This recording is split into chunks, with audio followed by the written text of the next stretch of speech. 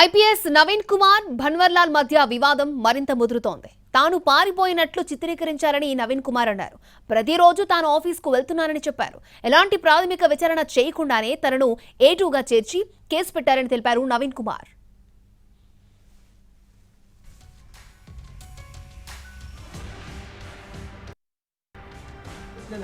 చూపించాను. ఒక IAPS officer మీద కంప్లైంట్ పెట్టాలి అంటే ఆటోమేటిక్గా ప్రిలిమినరీ ఎంక్వైరీ చేసి ఉండాల్సింది ఉండే. అన్ని 3 years నుంచి జరుగుతున్నప్పుడు ఆల్ సీనియర్ ఐఏఎస్ ఆఫీసర్స్కి ఐపీఎస్ ఆఫీసర్స్ అందరికీ తెలుసుది. వాళ్ళందరికీ తెలియకుండా ఒక ఫేక్ కంప్లైంట్ ఇచ్చేసేసి దాన్ని సిసిఎస్కి రిఫర్ చేసుకొని నిన్ను A2గా పెట్టి అబ్స్కాండింగ్ అని చెప్పి చూపించినారు. అబ్స్కాండింగ్ అంటే నేను ఎక్కడో పారిపోయి ఉండాలి. నేను కథ కంటిన్యూస్గా మీరు చూసుకోండి. నేను పోలీస్ అకాడమీలో నేను సర్వీసెస్ ఇస్తున్నాను. ఎవ్రీ డే నేను ఆఫీస్కి వెళ్తున్నాను. అబ్స్కాండింగ్ అని చూపించేసి వాళ్ళని లోపల పెట్టి నన్ను నిన్న సేమ్ అదే విధంగా బలవంతంగా ఇల్లీగల్ గా కస్టడీలోకి తీసుకొని నా ఫోన్ అని లాక్కున్నారు.